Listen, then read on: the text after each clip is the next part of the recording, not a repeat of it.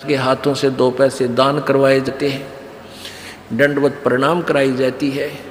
इस सब का उद्देश्य है कि आपका हृदय इतना विनम्र हो कि परमात्मा की चर्चा चल की आंखों से आंसू की धारा बह जा, दरिया बह निकले, चर्चा चले एकांत में बैठ के या कहीं चर्चा चले दाता की, रह रह कर आंखों में आंसू आने लग जाएंगे। जब मालिक की चर्चा चलेगी तो समझो आपके पाप कर्मों के बादल कटन लाएंगे। जैसे सूरज के आगे बदरा ऐसे कर्म छयारे, ये प्रेम की पवन करे चितमंजन फिर झलक तेज नयारे। तो यहाँ नित्यानंद जी भी इसी का समर्थन कर रहे हैं। सुन सलहली गैल है गगन मंडल के माँ, बिना प्रेम पावे नहीं चे करोड़ समाधि ला। और जब तक मालिक में प्यार नहीं होगा, उसकी चर्चा सुनते ही आत्मा में ये झड़ नहीं लगेगा आंसुओं का, तो तब तक बात काची रह रही है आपकी। लेकिन होगा, अभ्यास बढ़ाओ, मालिक की भक्ति करो, ज्ञान सुनो, और अवश्य होगा। यही प्रोसीजर है।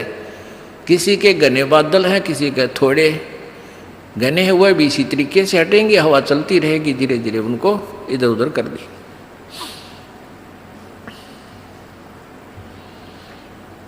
अब आपको बताया था कि जैसे नित्यानंद जी स्वर्ग सत्र के प्लेयर थे।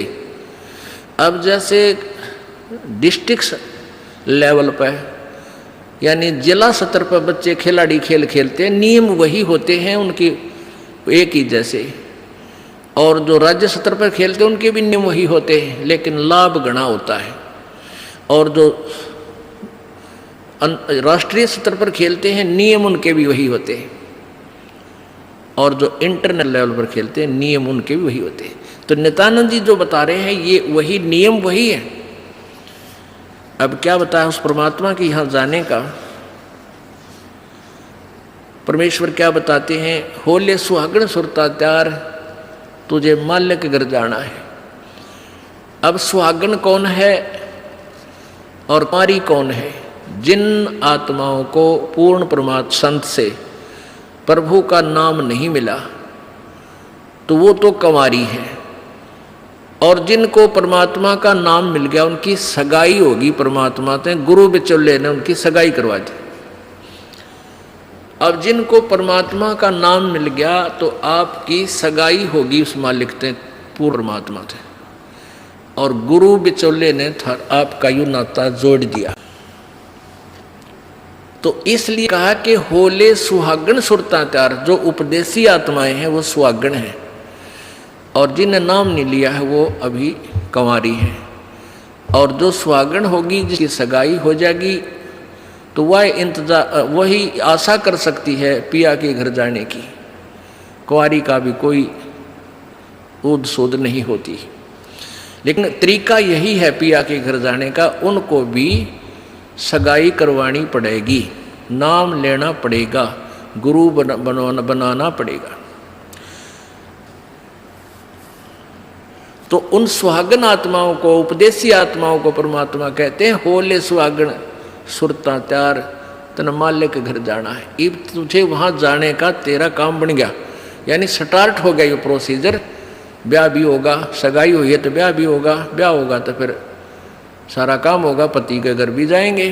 तो हम स्टार्ट कर चुके हैं, हमारा काम शुरू हो गया।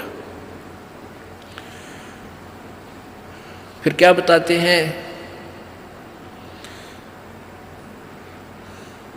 होली सुहागण सुरता त्यार तुझे मालिक घर जाना है।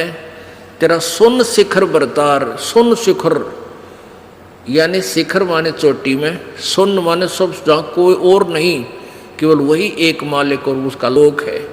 सबसे टॉप मोस्ट प्लेस पे वहाँ तेरा पति, तेरा भरतार, तेरा मालिक है। सतलोक में सत्य पुरुष है। वहाँ क्या बताते हैं, रंग महल में रास बिलास अपार है, चलो सकी उस देश सुकंत हमार है।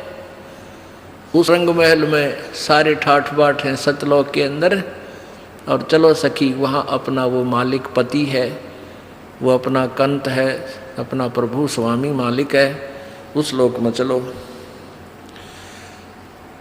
नहले धोले ओढ़ पैर लेकर 16 सिंगार, आज नहीं ते तड़के परसों तेरे आवेंगे लड़ियार। अब नहाना क्या है, धोना क्या है, इस सत्संग रूपी दरिया में, गंगा में अपने अंतःकरण के मैल साफ करे। ओढ़ पैर ले, यहाँ क्या ओढ़ना है, क्या पहनना है, कौन से आभूषण हैं कि साधु जैसा भाव आपके अंतःकरण का दिखे, भक्ता के से लक्षण हो, ये तरह ओढ़ना है। और शील, संतोष, विवेक, दया भाव हैं, ये इस प्रकार के 16 तरह आभूषण हैं जो एक जैसे लड़कियां वैसे ही उदाहरण देने पड़ते हैं उन्हीं के आधार से। लड़कियां शादी जब हो जाती है तो आभूषण पहनती हैं इसलिए कि तू अपने पति को अच्छी लगेगी। तो परमात्मा हमारा पति है, वो हम उसको कैसे अच्छे लगेंगे जब हमारे ये आभूषण होंगे, नम्रता होगी, दया होगी, शील, संतोष, विवेक से हम चलेंगे, किसी की आत्मा नहीं दुखावेंगे, हैं, इस दान धर्म करेंगे, सेवा करेंगे, तो तब उस मालिक को हम अच्छे लगेंगे, पसंद होंगे, तब वो हमें स्वीकार करेगा। और सुमन, ध्यान, भक्ति, ये पांचों यज्ञ करके अपनी कमाई करके अपना दहेज बना ले। फिर क्या बताते हैं, आज नहीं ते तड़के परसों, या अब तेरा कभी ना कभी जाने का समय अवश्य आएगा। तेरे साथ की कितनी जाली तू क्यों लारी वार, और गुड़िया खेलत न जन्म खो दिया लाया नहीं विचार। पहले हम बालक से थे, आजकल तो वो सारा छूट गया प्रोसीजर, तो मॉडर्न सिस्टम हो गया, बालक खेल भी गेला, कंप्यूटर तो खेल रहे हैं। पहले क्या था, हम छोटे छोटे बालक थे, उस समय जैसे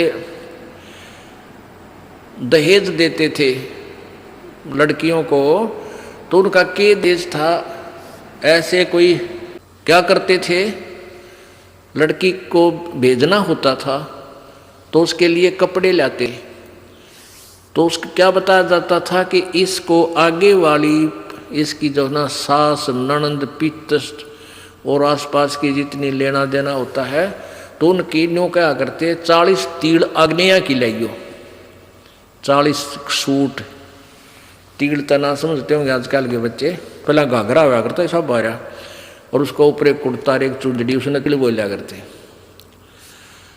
तो न्यों क्या करते, ये 40, और पहले दिखाया करते, उसको भेजने से पहले लड़की को गांव की औरतें आती थी गीत गाती हुई, और वो देखा करती, ये 40 तगलियाँ की हैं, ये 20 पछलियाँ की हैं, ये फलानियाँ की हैं, ये छोरी के हैं, ये दूसरे ससुरे की हैं, तो ऐसे बताते थे। तो वो छोटी लड़कियाँ होती थी ना, छोटी छोटी, पहले स्कूल स्काल कोई जाता नहीं था, वो अपने टाइम पास कराया करती, कहता गोबर बिटोड़ा करती ना, फिर वो छोटी होती तो क्या करती थी, वो छोटे छोटे टुकड़े कपड़े सिलने के बाद दर्जियों के पास हो जाते थे, उन इकट्ठे कर लेती और उनके ऐसी सतह बनता करके और 40 तन्यारी गिनकर डाल लेती, एक गठड़ी बांध कर उसमें, और 20 न्यारी धर लेती, न्यों का, और एक गुड़िया बना लेती, एक खिलौना बना लेती, एक गुड़िया सी खिलौने की स्त्री सी, और उस गुड़िया ने फिर गेला गुड़िया ने बांध देती गिठड़ी में, ये इसकी तीड़ अगलियाँ की, ये पछलियाँ की,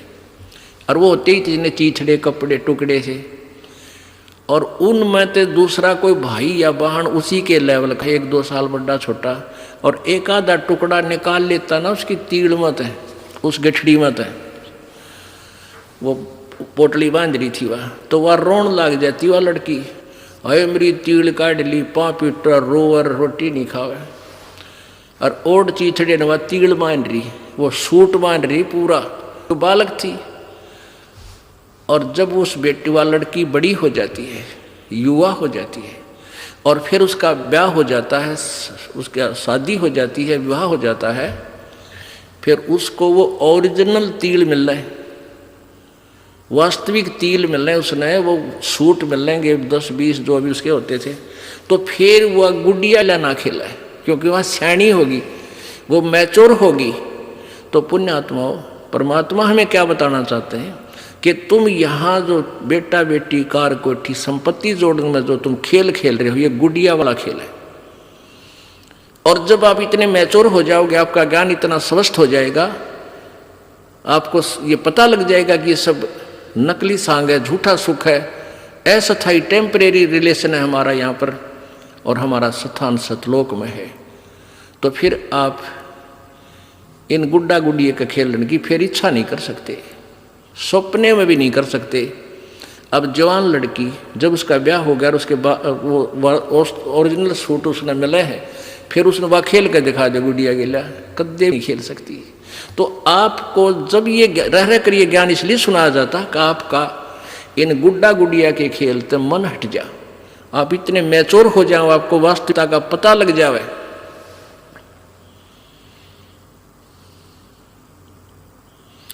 तेरे साथ किए कितनी जाली, तू क्यों लारी वार।